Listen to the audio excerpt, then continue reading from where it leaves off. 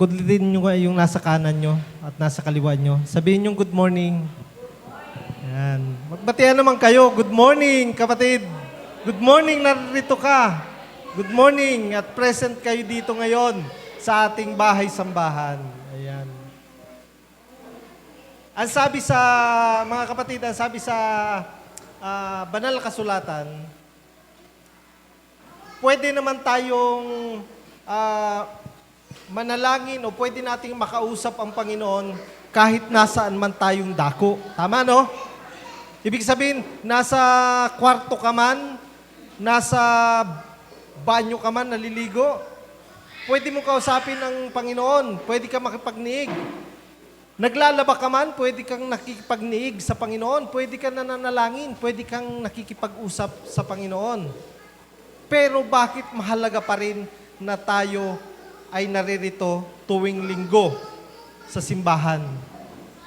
Yan po yung hindi makukuha ninyo pag kayo nasa kwarto, nananalangin. Hindi nyo makukuha kapag kayo ay nasa banyo, naliligo, nananalangin.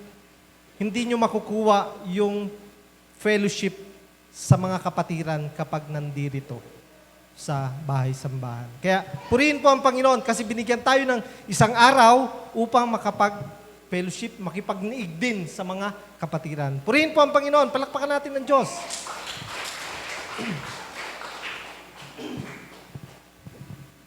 So, ngayon po ay nagpalit na tayo ng topic mga kapatid. Sa month of October, ang atin pong monthly theme ay Principles in Jesus Mission, Paul's Journey. Ano po?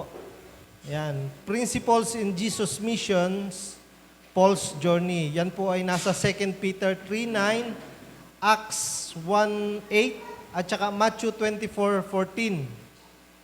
So, dyan po yung umiikot yung ating monthly theme. So, ang main message po ay the focus of this series is to cultivate mission awareness. Ibig sabihin, gusto ng ating leadership na magkameron yung mabalawbawan yung ating, kumbaga, yung ating eagerness na makasunod sa ating misyon. Ano po? Ano ba yung misyon na yon? Yung pong paghayag tayo ng salita ng Diyos, may pakalat ang mabuting balita. Yan po yung ating misyon. Ang tayo'y lumabas sa simbahang ito, lumabas tayo sa comfort zone natin upang ibahagi po ang salita ng Diyos. Yan po yung ating mga misyon. To encourage participation from church membership and to develop mission programs and approaches to reach a common goal of reaching the nations. O yan na. God's plan, heart desire is none should be perish. So ibig sabihin ay, ang plano daw ng Diyos ay, ang desire ng Diyos ay, wala ni isa ang maparusahan. O yan. And witness church for every tribe and every people group principle in Jesus Mission. Napag-aralan natin last September yung rule of thumb natin, THUMB, tribes, Hinduism, unbeliever, Muslim, and Buddhism. So, kailangan nating ma-reach out yung mga taong yan. So, principles in Jesus Mission. Ang title po ng ating pag-uusapan sa oras na ito ay Punished with Eternal Destruction. Punished with Eternal Destruction. So ano ba itong eternal destruction na to? May tanong ako sa inyo mga kapatid. Kayo ba'y naniniwala sa pangalawang kamatayan? Naniniwala ba kayo? Amen, yung naniniwala. Yung hindi naniniwala ay maniwala kayo. Kasi kung naniniwala kayo sa Biblia, ibig sabihin, dapat naniniwala kayo sa eternal destruction o yung Yung para bagang, alam nyo yung robot na pag natalo na yung robot, nagkakamero ng, meron silang pinipindot-pindot tapos nagse-self-destruct. O, di ba? Yung sa mga Terminator, Predator, ano, kung nakakapanood kayo, may ganon. So may self-destruction. Kapag napasok ang isang tao sa pamumuhay sa kasalanan, parang katumbas na nito yung nagse-self-destruction tayo mga kapatid. Ano po? So ang atin pong tema ay kukuhain natin sa aklat ng 2 Thessalonians 1:8-9. Basahin muna natin sa English. Ang sabi po dito, in flaming fire, bringing judgment on those who don't know God and on those who refuse to obey the good news of our Lord Jesus. 9, they will be punished with eternal destruction, forever separated from the Lord and from His glorious power. Sa Tagalog, darating siyang napapalibutan ng nagliliyab na apoy at parurusahan niya ang mga hindi kumikilala sa Diyos at hindi sumusunod sa magandang balita tungkol sa ating Panginoong Hesus. Parurusahan sila ng walang hanggang paghihirap at pagkawalay sa Panginoon at hindi na nila makikita pa ang dakila niyang kapangyarihan. Alam niyo mga kapatid, napakasakit nito sa mga tao na makakaranas ng sinasabi ni Apostol Pablo. Ano po? Kasi ang kausap po dito ni Apostol Pablo ay yung mga iglesia sa Thessalonians. Ano po? Bigyan ko lang muna kayo ng ano ba yung nangyari? Bakit niya nasulat yan? Ano po? Ganito po kasi yan. Kasi nung panahon nila na yon, yung first century na yon, dumaranas po ng mga persecution ang mga unang Kristiyano. Kung nagbabasa kayo ng mga gawa, yung aklat ng gawa, makikita ninyo doon si Esteban, binato hanggang sa mamatay. Diba? Ganyan po yung nangyari. Ganyan po yung nangyari dun sa mga unang Kristiyano. Sila po ay hindi nila alam kung papaano sila mamumuhay o papaano sila susunod sa Panginoong Diyos. Kay Jesus Christ. Pero dito po sa aklat ng Thessalonian, sabi po dito, si Apostol Pablo ay sinulatan niya ang mga taga Thessalonica dahil nagagalak siya at dahil lumalago po ang pananampalataya ng mga taga Thessalonica. Nagmamahalan din sila bilang mga magkakapatid. Yan.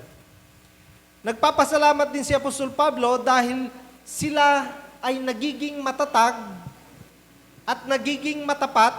Ulitin ko, nagiging matatag kasi kapag tayo po ay merong pag-ibig sa Diyos, kapag tayo po ay may pananampalataya sa Diyos, kailangan makita sa atin yung katatagan ng ating pananampalataya, kailangan makita yung katapatan. Katatagan, katapatan. Lagi-lagi pong partner yan. Ano po? So, yun yung nangyari sa mga taga-Thessalonica. Sila po ay bagamat nape-persecute sila na mga hindi sumasampalataya sa ating Diyos, pero sila ay nananatiling matatag at tapat sa pananampalataya. Silang mga naunang Kristiyano po ay talagang antindi ng mga persecution. Alam nyo nung panahon ni sino to? Nero, Emperador Nero, ang mga Kristiyano po, so dalawa na nahati ng atensyon ng mga kapatiran. So, Nining, baba ka muna. Baba muna. Gusto ko si Jesus Christ lang ang bida sa pamamagitan ko. O, baba muna.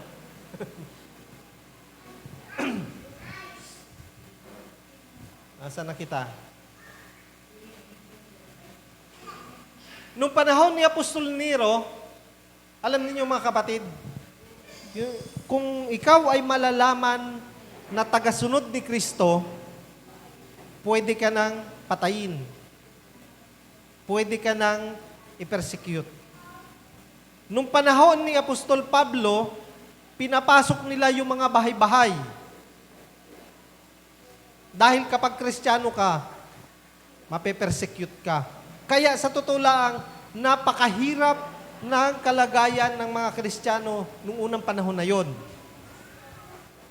Dumaranas sila ng tribulation, mga kapatid. Ngayon, kung babalikan natin yung earlier verse dyan sa 2 Thessalonians na yan, sa verse 6, sabi doon, in His justice, He will pay back those who persecute you.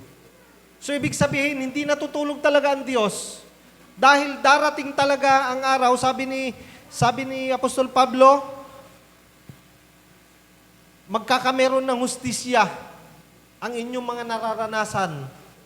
Yung mga persecution na nararanasan ng mga early Christian, hindi yun, kumbaga, hindi yun lilipas lamang nang wala lang. Diyos ang maghihiganti para sa kanila. Kaya ang totoo, hindi tayo ina-advise ng Biblia na kapag may kaaway tayo, gumanti tayo. Ina-advise ba tayo? Hindi ano? So hindi tayo ina-advise. Dahil ang paghihiganti ay nasa Diyos. Dahil ang Diyos natin ay hindi natutulog. Dahil ang Diyos natin ay Diyos ng justice.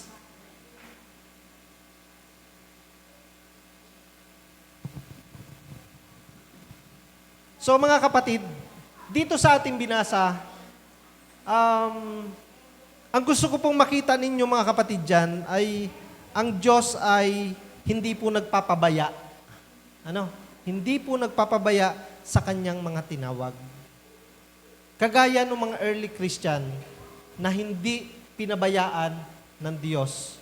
Ano nangyari doon sa Kasi mga kapatid, ganito yan o yung future events na tinatawag sa Biblia ay maraming interpretation. Merong naniniwala na may parating pa lamang na tribulation o matinding kapighatian, tapos may rapture. Meron din namang naniniwala na may tinatawag kasing pre-tribulation, mid-tribulation, post-tribulation. Yan yung mga point of view ng mga Kristiyano pagdating sa eschatology o future events. Meron din namang naniniwalang mga Kristiyano na ang Great Tribulation ay nangyari na way back 70 AD. Yun po yung panahon na sunugin or ma-distract ang temple ng Panginoon. So yun po yung mga belief. Tapos may naniniwala nga na kailangan magtayo ng panibagong temple. May ganyan. So maraming belief ang mga Kristiyano, pero ganun pa man, sa pag-aaralan natin sa oras na ito, maliwanag na ang ating ipapakita dito ay hindi nagpapabaya ang Diyos sa mga tinawag niya. Na makikita natin na nagbibigay ng hustisya ang Diyos. So, unang katuruan na ating pag-uusapan sa oras na ito ay sinisigurado ng Diyos na maparurusahan ang mga tao. Tao na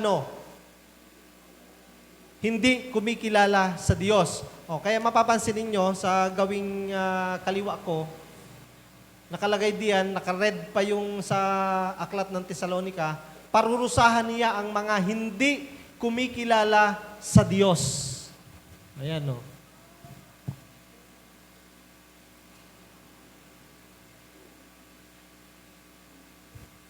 So ano po ang ibig sabihin mga kapatid nun? Medyo i-dissect natin. Ano bang ibig sabihin ng hindi kumikilala? Tagalog na Tagalog po yan. Kaya lamang kuminsan, ang hirap ding unawain. So, unawain natin sa oras na ito. Sila yung mga sadyang walang Diyos sa katawan. Tama ba ako mga kapatid? Pag sinabing hindi kumikilala sa Diyos, sila yung mga taong sadyang walang Diyos sa katawan. Nakakilala na ba kayo? Nakamit na ba kayo ng taong ganon? Wala talagang dinidiyos, katulad ng mga atheist. Oh. Science lang ang kanilang existence, kaya nag-exist ang mga tao dahil sa evolution, from monkey to human. Oh, ganyan yung mga atheist. Wala silang kinikilalang Diyos. Pero sa panahon natin dito ngayon, dito sa lugar natin, meron ba kayong kilala? Kung meron kayong kilala, kailangan na nila si Kristo. Sila yung mga tao na tumatangging kilalanin ang divine nature ni Jesus Christ. Hindi nila kinikilala ang authority ni Jesus Christ.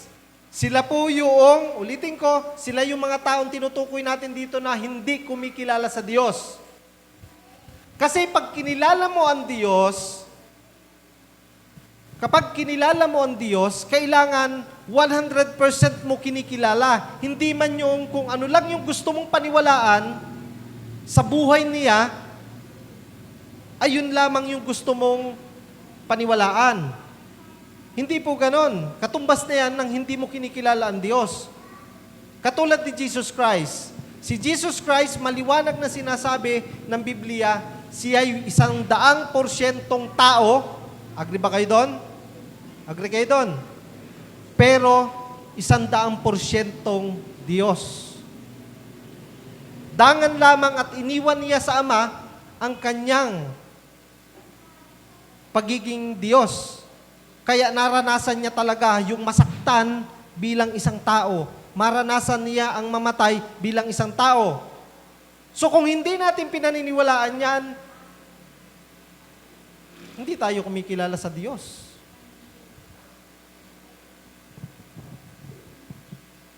Hindi nila pinaniniwalaan. Nung una kasi, nung panahon nitong mga Thessalonica na to, hindi rin nila pinaniniwalaan na si Jesus Christ, lalo na yung Gnosticism, hindi nila pinaniniwalaan na talagang namatay si Jesus Christ.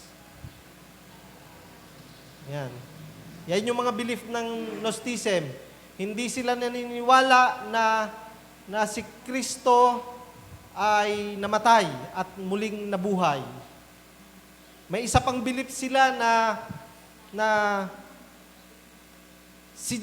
yung Kristo at si Jesus ay magkaiba.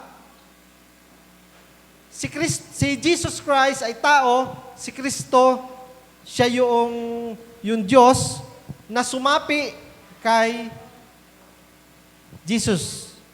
Kay Jesus, kaya naging Jesus Christ. Na ang napako lamang ay si Jesus, pero bago mapako si Jesus ay umalis na agad yung Kristo, yung Diyos, iniwan na siya. Mga kapatid, pag ganyan ang belief natin, pinapatunayan lang talaga natin na hindi niya o hindi kinikilala talaga ng taong ito ang Diyos o si Kristo as Diyos. Therefore, meron pong parusa. Ano po? Alam niyo mga kapatid, alam kong mga matitibay na kayong mga Kristiyano, the main purpose bakit kailangang mapako sa krus si Jesus Christ ay para talaga sa katubusan ng ating mga kasalanan. Therefore, kung sinasabi ng mga taong hindi naniniwala sa Diyos na hindi napako o hindi namatay ang Kristo na ating kinikilalang namatay at nabuhay, ang ibig lang sabihin nun, hindi tayo natubos. Agree ba kayo doon? Pero tayo, naniniwala tayo na tayo ay natubos dahil sa pagkapako ng ating Savior na si Jesus Christ. Pero alam niyo mga kapatid, yun yung hindi kinikilala nung mga unang persecutor ng mga early Christian. Ganun po yung pangyayari noon.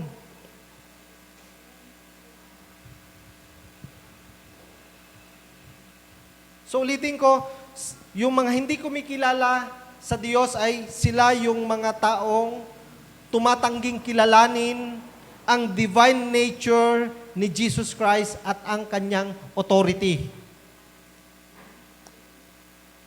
Sila talaga yung mga anti-Kristo. Sila talaga yung mga hindi kumikilala sa Diyos, yung mga nag-persecute sa mga early Christian. Dahil alam nyo mga kapatid, kung sila po ay may Diyos sa puso, sila po ay hindi sana nila pinapersecute yung mga early Christian. Dahil sila po ay sureball, i-guide po sila ng Holy Spirit.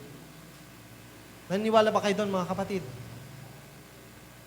Kasi ang may Diyos sa puso at isipan, ang may Diyos sa katawan, ginaguide po ng Holy Spirit. Amen? Sino pa yung tinutukoy dito na hindi kumikilala sa Diyos? Sila po yung mga taong sanguso lamang kilala. May kilala ba kayo ng ganon? Sanguso lang kilala. Ay, kilala ko rin ng Diyos. Pero ang totoo, hindi naman talaga nila kilala. Maaari bang kilala mo ang Diyos, ngunit wala ka namang alam sa salita ng Diyos? Pwede ba mangyari yun? O hindi mo alam kung ano yung mga pangako niya? O hindi mo man lang alam na ikaw pala ay niligtas ng Diyos, ni Jesus Christ dahil sa kanyang pagpapapako sa krus? Baka hindi pa natin alam yun. O may mga taong nagsasabing, kilala ko naman ang Diyos, pero hindi alam na may nagsakripisyo para sa kaligtasan niya. Sinungaling ang taong yon.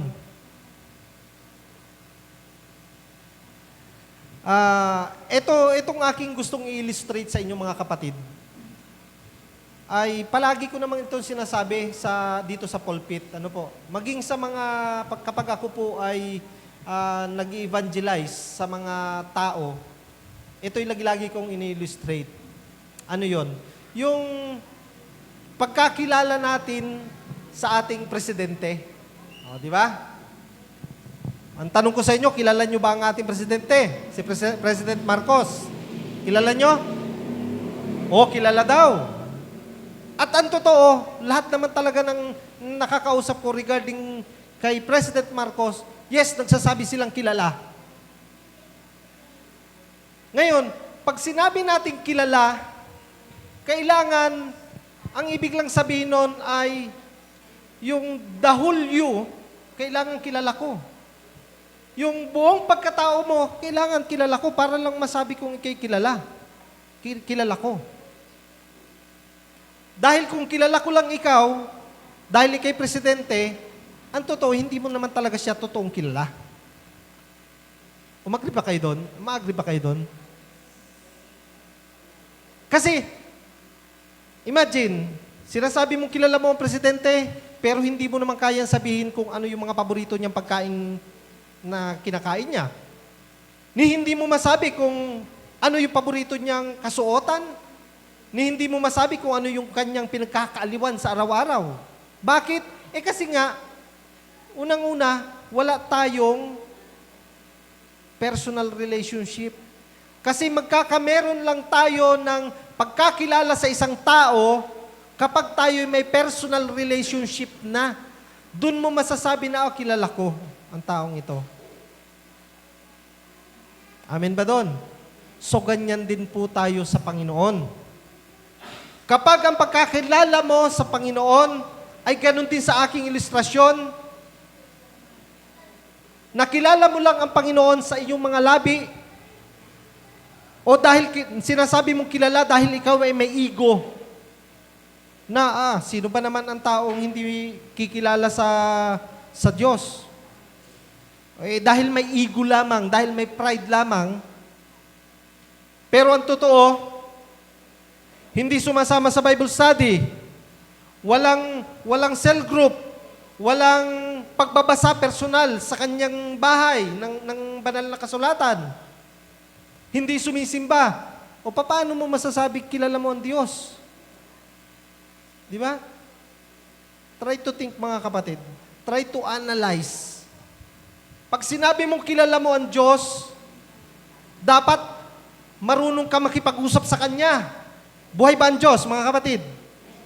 Amen. Jesus is alive. Amen. Dahil ang Diyos natin ay buhay, nakikipag-usap siya kapag tayo'y naglalaan ng oras na makipag-usap sa Kanya. Isa pa, makikilala natin ang Diyos kapag tayo ay nagbabasa ng banal na kasulatan o nakikinig sa katulad nitong ganitong mga gawain. Therefore, masasabi mo, nakilala mo nga ang Diyos. So, inulit ko, mga kapatid. Isa sa tinutukoy dito na hindi kumikilala sa Diyos ay ang kumikilala lamang sa nguso. Kaya ang kumikilala lamang sa nguso ay medyo kaingat. Kaingat po tayo. Kasi napakaliwanag po ang sinasabi diyan na at parurusahan niya ang hindi kumikilala sa Diyos. May at pa yun. So,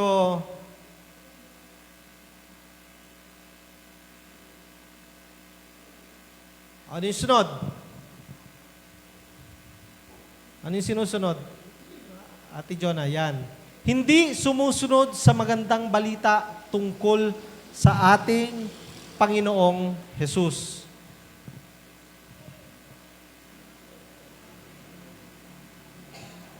Hindi sumusunod sa magandang balita tungkol sa ating Panginoong Jesus. So sila yung mga mapaparusahan, ha? Sila po yung mga mapaparusahan. Ang context po nitong ating binabasa ay mapaparusahan talaga yung mga sinaunang tao na nag-persecute sa mga early Christian dahil hindi sila sumusunod sa magandang balita. Bakit? Ang totoo, hindi talaga sila susunod. Bakit? Kasi hindi naman talaga nila kinikilala ang authority ni Christ. Kasi just imagine, paano kayo susunod sa hindi mo naman kinikilala yung otoridad? Di ba? Example, kung sa inyong pamilya na lamang, sino ba yung head ng family? Ang asawang lalaki. Ngayon, kung wala naman yung asawang lalaki, di syempre yung asawang babae. Ngayon, kung hindi mo kinikilala ang authority ng asawa mo o ng tatay mo, ibig sabihin, or hindi mo kinikilala ang authority, ibig sabihin, hindi mo susundin yung mga gusto niya. Hindi mo, yung mga paalala niya, baka magtaas ka lamang ng kilay. Di ba? Eh kasi nga, hindi mo nga niyayakap yung otoridad nung iyong tatay o yung iyong nanay. Kaya mahalaga po sa pagsunod, ulitin ko, mahalaga po sa pagsunod sa ating Diyos ay ang kilalanin natin ang authority ng ating Diyos. Yan po yung unang-una. Dahil hindi tayo makakasunod sa Diyos kung hindi natin kinikilala ang authority. Amen?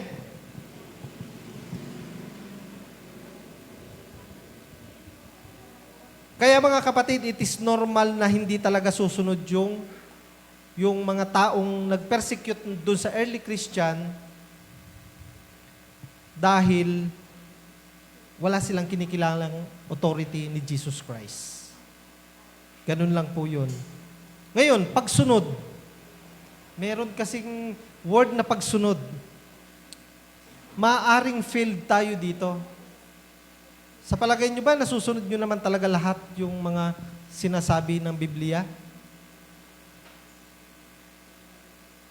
Nasusunod ba natin, mga kapatid?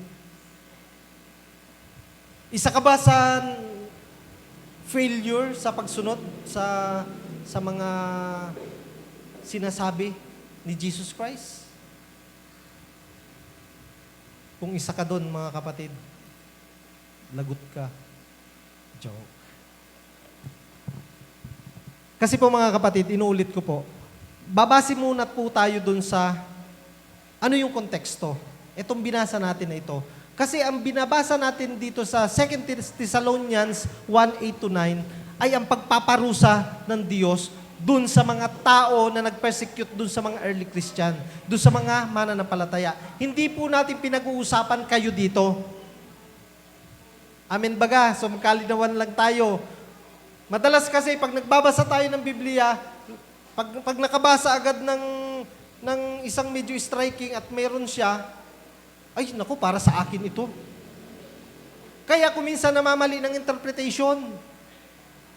Unahin muna nating interpret ito nang naayon dun sa ano bang panahon yung sinasabihan nito? Sino ba sinasabihan nito? Sino nagsasalita? Bakit ito nasabi? Bakit ito sinulat ni Apostol Pablo? Hindi man yung pagkabasa mo, ay, para sa akin ito. Ayo, meron ako nito ay, medyo hindi ako nakakasunod sa Diyos eh. Oo, bagamat gano'n na nga, bagamat meron ka nun, pero hindi para sa'yo yan. So magkameron lang tayo ng reflection, kukuhain lang natin yung principle doon sa binasa natin and then apply it to yourself. Ganun po tayo pag nag-interpret ng Biblia. Oh, ayos? Oh, umaagri si Ate Lani. So ganun po 'yun. Nasaan ako?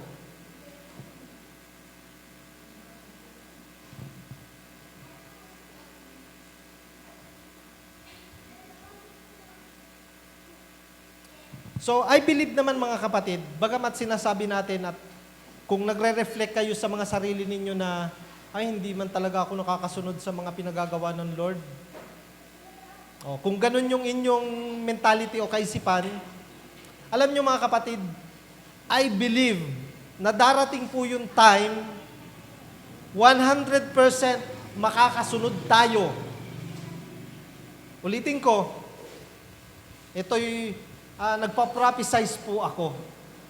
I believe na darating po yung time, 100% makakasunod po tayo sa ipinagagawa ng Diyos sa atin. Susunod tayo walang sala, 100%. Alam niyo mga kapatid, kaya lang hindi tayo nakakasunod kasi nasa stage pa naman kasi tayo ng restoration. Nasa stage pa lamang tayo kasi yung tayo ay utay-utay na binabago na ng Diyos para tayo maging holy. Amen ba doon, mga kapatid? Sino dito nagsasabing siya'y banal na? Kung sinasabi mong banal ka, salamat sa Panginoon. Kasi dyan talaga naman tayo papunta. Pero kung sinasabi mong hindi ka pa banal, nakakasala ka pa, inaabot ka pa ng tamad, sa pagsunod sa Panginoon, huwag ka mag-alala mga kapatid, papunta tayo doon. Nire-restore ng Panginoon ang buhay natin. Panghawakan niyo yan mga kapatid. Kasi hindi po tayo talunan. Tayo mga sumasampalataya sa Diyos, we are bound to succeed. Lagi-laging tayo bound para magtagumpay. Pagtatagumpayan natin yan. Nasa plan na ng Diyos na simula pa lang nasa sinapupunan tayo ng ating mga magulang, ng ating mga nanay, we are destined for God. Tayo'y nakadestino or tayo ay naka-bound para sa kaharian ng Diyos, para sa kingdom niya. Hindi po tayo naka-bound para sa hell. Naniniwala ba kayo dun mga kapatid? Tayo ay bounded to heaven. Hindi sa dagat-dagatang apoy. Naniniwala ba kayo mga kapatid? Kasi kung hindi kayo naniniwala, close book na siguro kayo. Kaya hindi kayo naniniwala. Pero dahil I believe na ang kapangyarihan ng Diyos ay nagwo-work sa ating buhay, kaya tayo ay pabuti ng pabuti, pabanal ng pabanal. Amen? Amen. Palakpakan natin ng Panginoon. So, number 2 teaching po natin. Hanggang 2 lang po yan. Ang sabi, matindi ang kaparusahang dadanasin ng hindi kumikilala at sumusunod. Number 2 teaching, matindi ang kaparusahang dadanasin ng hindi kumikilala at sumusunod.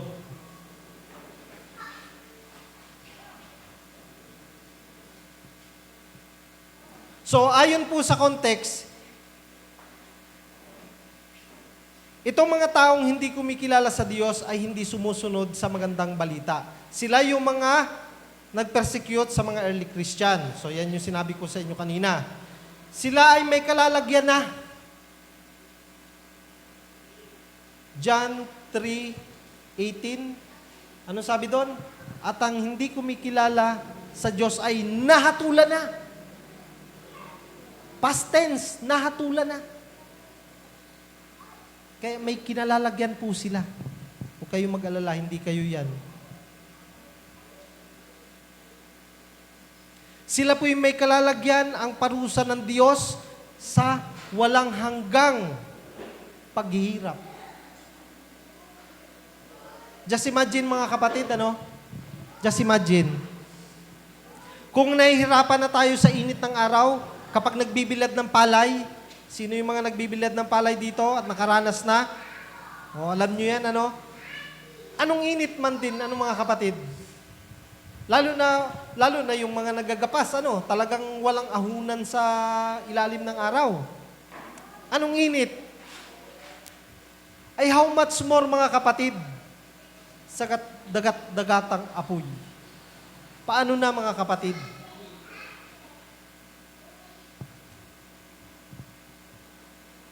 At pagkawalay sa Panginoon. So, ang sabi po dito sa verse 9, ano, parurusahan sila ng walang hanggang paghihirap at pagkawalay sa Panginoon. Anong ibig sabihin ng pagkawalay sa Panginoon? Ang ibig nitong sabihin ay wala na ang mercy and grace ng Lord sa kanila. Kapag nahiwalay na, or ganito mga kapatid John, ang mga kaluluwang nasa Hades na, sila po yung mga tao na iniwanan na ng mercy and grace ng Lord. Wala na pong habag sa kanila ang Diyos. Yan po ang ibig sabihin niyan. Tapos na po si Lord sa buhay nila. Tapos na. Close book na. Sa madaling salita. Ano pa po? At hindi na nila makikita pa ang dakilang kapangyarihan ng Diyos. So, yun sabi dun sa later part nung 2 Thessalonians 1:9. Ano po? Ang sabi doon, at hindi na, ano sabi? Hindi na nila makikita pa ang dakilang kapangyarihan ng Diyos. Na ang ibig sabihin po nito ay, hindi na nila malalasap ang mga pangako ng Diyos para sa mga anak niya. Kapag ang tao ay napunta na sa Hades, ang ibig lang sabihin nito, wala ka ng pangako na tatanggapin sa Diyos. Una, yung buhay na walang hanggan. Pangalawa, yung sasamahan ka ng Diyos sa iyong lakbay ng buhay Wala na yon mga kapatid. Kasi tapos na. Your life has ended. Period. Yun po ang ibig sabihin nun.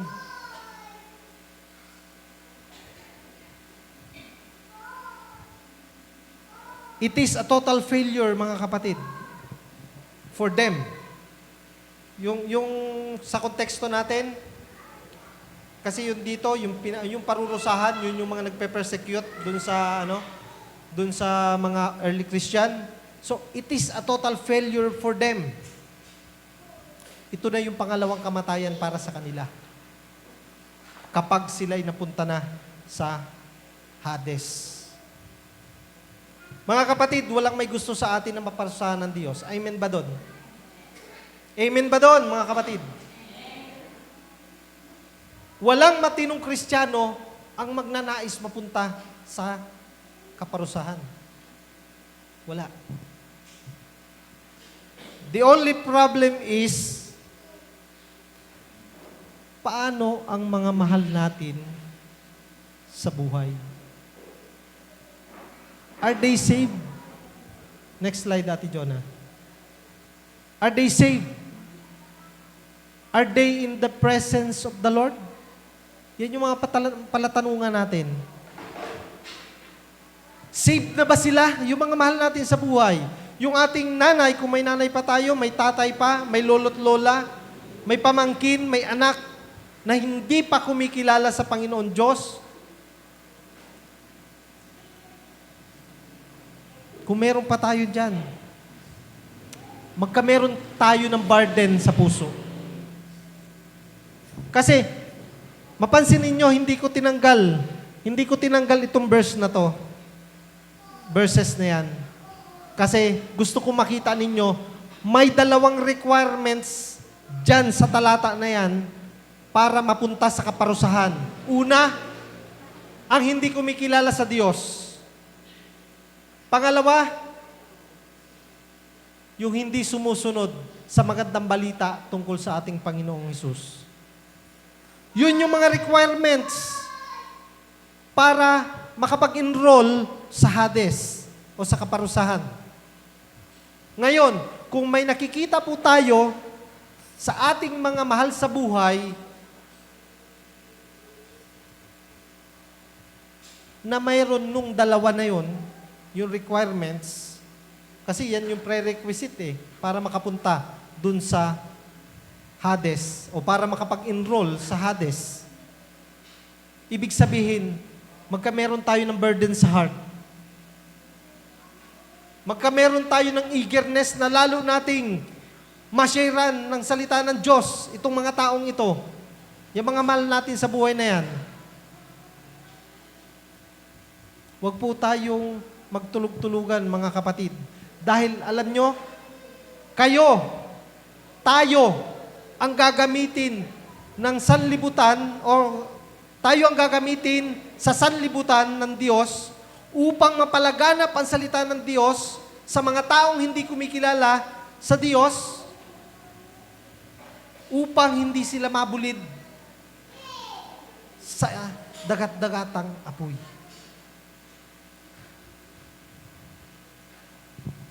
Basahin po natin yung malapit na po akong matapos mga kapatid. Basahin po natin yung Lucas 16:27-31. Ito yung kwento ng mayaman at si Lazaro na sa pagkamatay nila, sila ay may kanya-kanya ng destinasyon na pinuntahan. Ano sabi sa 27? Sisimulan ko na sa 27. Ano po? Sinabi pa ng mayaman, kung ganun, amang Abraham, ito kasi nakita nung naghihirap na dito yung mayaman sa Hades, nakita niya at natanaw sa malayo si Abraham at yung si Lazaro. Kaya ito yung sinabi nung mayaman. Kung ganun, amang Abraham, nakikiusap ako sa inyo, papuntahin ninyo si Lazaro sa bahay ng aking ama para bigyan ng babala ang 5 kong kapatid na lalaki tungkol sa lugar na ito, yun yung Hades, na paghihirap. Nang hindi sila mapunta rito. Yun yung naramdaman ng ang naramdaman ng mayaman dun sa Hades Nagkameron siya ng burden, pero ang burden niya is huli na ang lahat. Wala nang magagawa. Sabi sa 29, sumagot si Abraham. Ito, tandaan nyo. Kaya hinighlight ko mga kapatid. Sabi ni Abraham, nasa kanila ang isinulat ni Moises at ng mga propeta. Ibig sabihin yung Torah, nasa kanila na. Noong time kasi na yon, ibig sabihin, ang Biblia lamang nila na sinusunod ay yung Pentateuch na tinatawag o yung Torah, yung kautusan.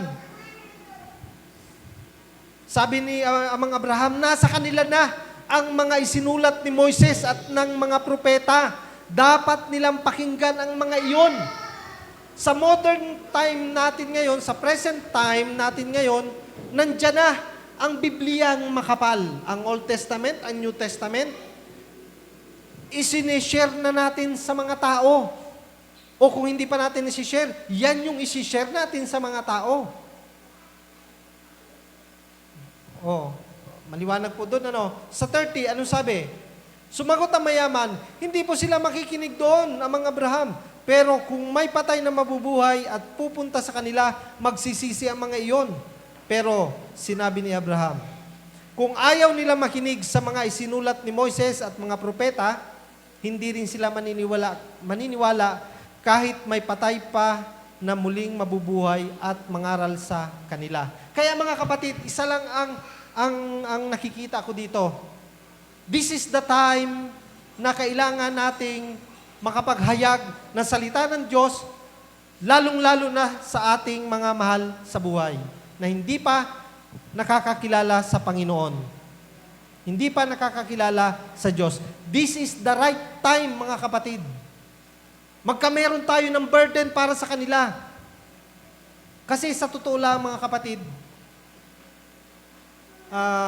I hope hindi ako mali sa akin sasabihin sa puntong ito. Kasi pag nasa langit na kayo, kapag nasa piling na kayo ni Amang Abraham, kapag kayo ay nasa paraiso na, alam nyo mga kapatid, wala na kayong bagabag na mararamdaman sa loob nyo. Wala na kayong burden na mararamdaman para sa mga naiwan ninyo sa daigdig. Dahil, ang maliwanag ang sinasabi ng Biblia, aaliwin tayo doon sa langit. Aaliwin na tayo doon. Therefore, kapag naaaliw ka, malilimutan na yung mga nasa daigdig. Hindi mo na maiisip na, Amang Abraham, baka po pwede po na sharean yung aking anak. Ay more likely, siya po'y pupunta sa Hades. Yun po ang aking sa tingin ko. Hindi na po ganun, mga kapatid. Ang mangyayari po doon, tayo po ay lagi-lagi nang naaaliw. Lagi-lagi na tayong masaya sa piling ng Diyos. Iba na ang ating trabaho doon. Ang magpuri, ang to glorify ang Lord na. Hindi na natin trabaho ang mag-alala doon. In contrast, doon naman sa Hades, kapag napunta sa Hades yung mga tao, nandun po ang pag-aalala. Nandun po ang pagsisisi, ang pag-aalala. Yan po yung tandaan ninyo mga kapatid. Kaya mga kapatid sa pananampalataya, nakaatang sa ating mga kamay ang pag-aani sa bukirin ng ating Panginoon. Ulitin ko, mga kapatid, nakaatang sa ating mga kamay ang pag-aani sa bukirin ng ating Panginoon. Dahil hinug na po ang anihin. Maging matalino po tayo at masipag. Inuulit ko, matalino at masipag. Nakatiwala ng Panginoon. Sabi sa mga Gawa 1:8, ano sabi? Next slide, please. Ngunit pagdating ng banal na Espiritu sa inyo, bibigyan niya kayo ng kapangyarihan at ipapahayag ninyo ang mga bagay tungkol sa akin. Mula rito sa Jerusalem hanggang sa buong Judea at Samaria at hanggang sa dulo ng daigdig. So, tayong mga Kristiyano, ini-interpret natin yan as our loved ones, yung mga kaibigan natin, yung mga nakakasalamuha natin na wala pang Kristo sa buhay. So, hayagan po natin sila. Hindi po pwedeng kayo po'y nakaupo lamang dito. Sa mga bago, yes, pwede. Pero sa mga matatagal ng Kristiyano, mayroon po tayong obligasyon na masyaran ng salita ng Diyos o ng kabutihan ng Diyos ang kapwa natin. Lalo na, lagi-lagi kong pagdidiinan, lalo na mga mahal natin sa buhay na hindi kumikilala sa Diyos at siyempre hindi sumusunod sa mabuting balita.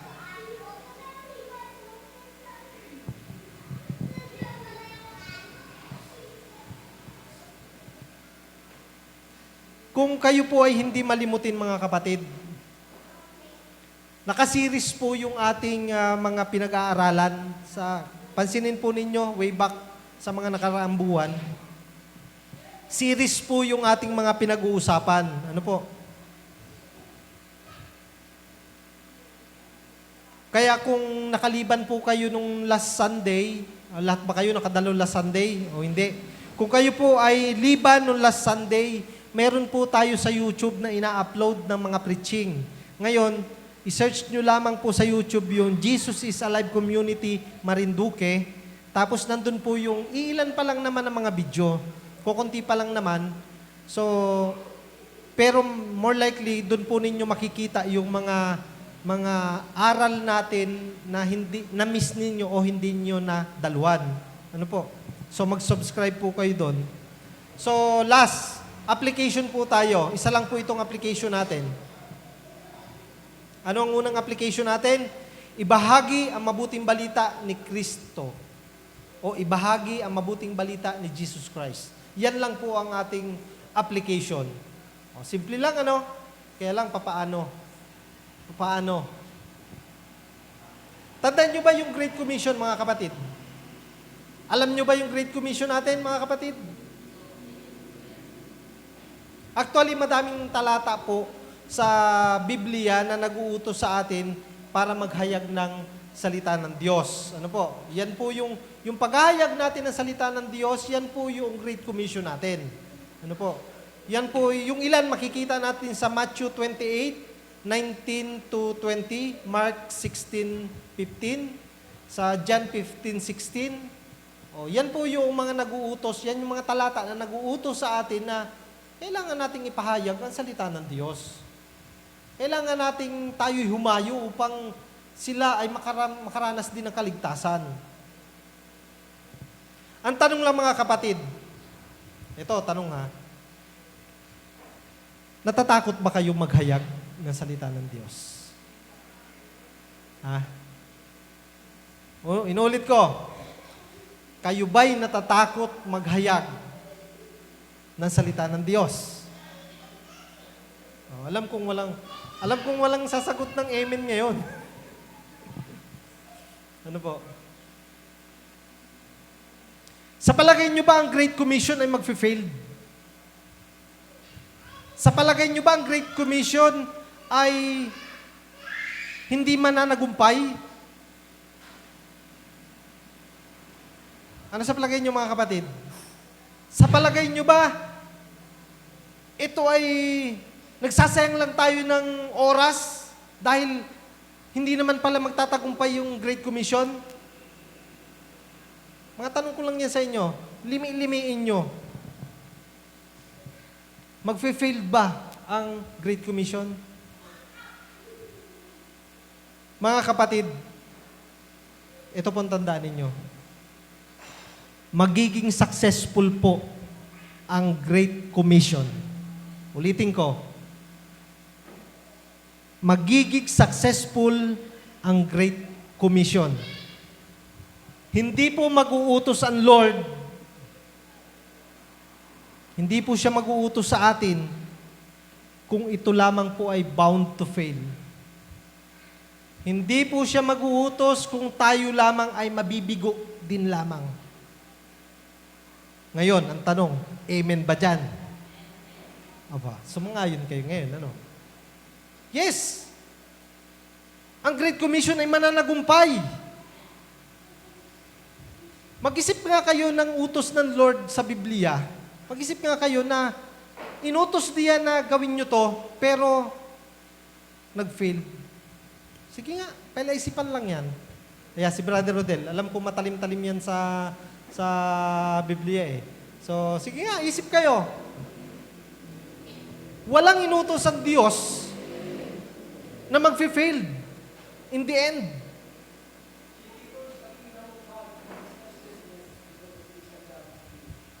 Amen.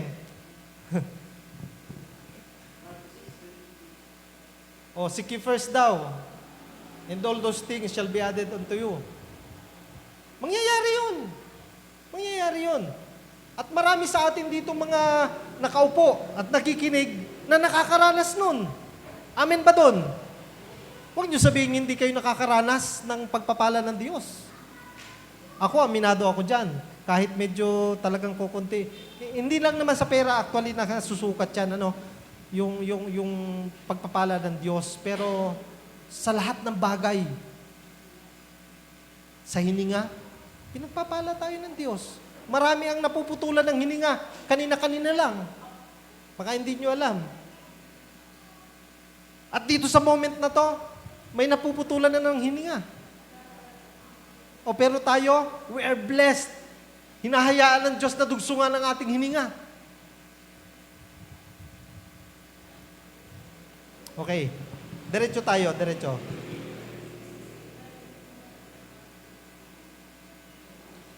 So ulitin ko, magtatagumpay po ang Great Commission.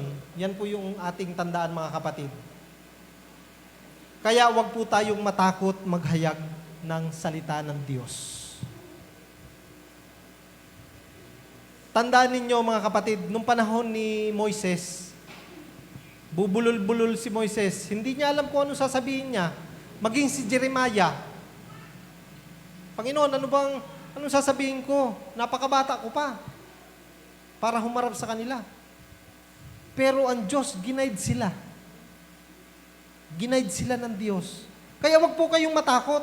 Lalo na kayo every Sunday nandito, every Bible study, hindi kayo umabsent. May tumatawa, umabsent yata. Okay. So, yung ibig ko sabihin, dahil kayo nagiging matalino sa salita ng Diyos, may sasabihin at sasabihin kayo. Iga-guide po kayo ng Holy Spirit sa mga sasabihin ninyo sa mga tao.